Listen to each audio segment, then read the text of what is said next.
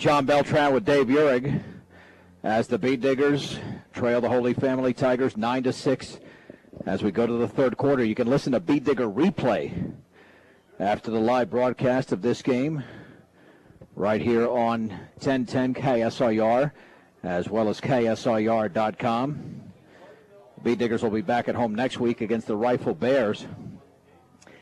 And let's see what happens, Dave, on special teams, because right now you'd have to give Holy Family the edge only because Jonathan Gary's such a good kicker.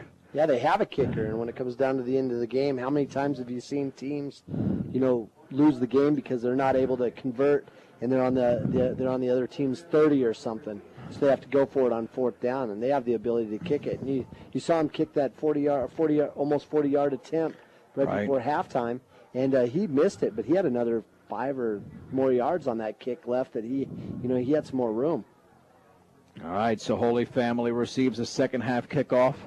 And keep in mind, we have Bead Digger replay throughout the course of the entire season. After every football game, we replay it right here on 1010 as well as on the web at KSIR.com. Thomas Lambert was the man for Holy Family that picked up that 11 yards on the fake field goal. Nick Welder's out there flanking him. And look where they set up at around the 18-yard line. With the Bead Diggers, you almost got to set up at the end zone because of Jonathan Gary's leg. Jacob Fector to kick it off for Brush. 9-6 in favor of Holy Family. Bead Diggers have 3 turnovers in the game. Holy Family's committed 2.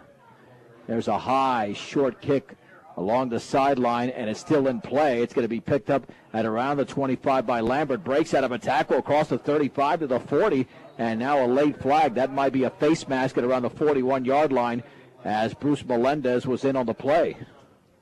Like you said, it was a really high kick. It just didn't get down the field very far. And it looked like one of those kicks that might have rolled out of bounds and possibly given Holy Family the ball on the 35. And I think we might have preferred that instead of having to take this face mask that's going to be piled up on top of this. You're right. When you look at what's happening right now with the Bead Diggers now in a precarious position defensively, that football is going to be in Brush territory now. Your one-stop shop for projects around your home office or yard is Ackley Building Center, offering everything you need to build, remodel, or repair. Has everything you need. Paint to storm doors and windows to lumber and building materials. Ackley Building Center, 1402 Mill Street in Brush. It's a 5-yard face mask. 1st and 10 for Holy Family at their own 47-yard line to begin the third quarter. Joe Summers is the quarterback. The backs are split.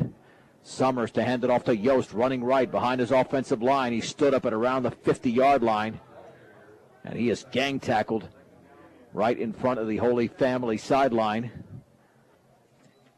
And it looked like in on the play for Brush was Levi Brenneman. It's a gain, we'll call it, of around 2, 2nd down and 8. Brenneman plays that inside defensive tackle position, and he did a good job of flowing down that line of scrimmage and helping out on that tackle. 2nd and 8 at the 49-yard line. With the backs in an eye, receiver split off to the left and right. Summers is going to hand it off to Gary. He is hit very hard in the backfield. Holy mahungus. That was one of the harder hits you'll see, and that was delivered by Levi Brenneman, who got Gary clean and put him to the turf. By far the hardest hit I've seen Brush have maybe in the last couple of years. And from a defensive lineman position, that's what makes it even more incredible, because he must have just shot through untouched and blasted him. Most guys can't get up that much speed from that closer range. It's a loss of 1, 3rd down and 9. Tyson Larrick had a similar hit last year on special teams against Rifle. 3rd and 9 at the 48. Back to throw Summers. Looking left, throwing. That pass underneath is called by Jeremiah Haynes. 1st down.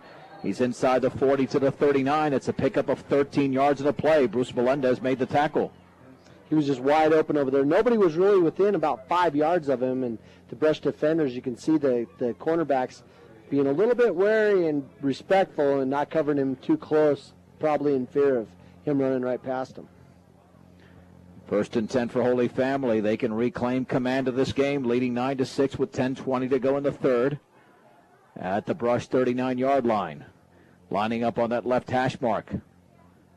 Summers with a long count will hand it off to Yost right up the middle, and he's got a couple of yards to around the 37.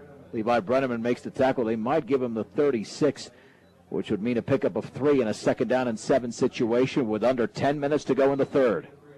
Ex-players will remember this play. That was just a 30. So it's that trap series the Brush likes to run where they hand that trap off the middle, and then they have some play action with the fake going over to the right tackle or right off tackle position, and the quarterback fakes the bootleg.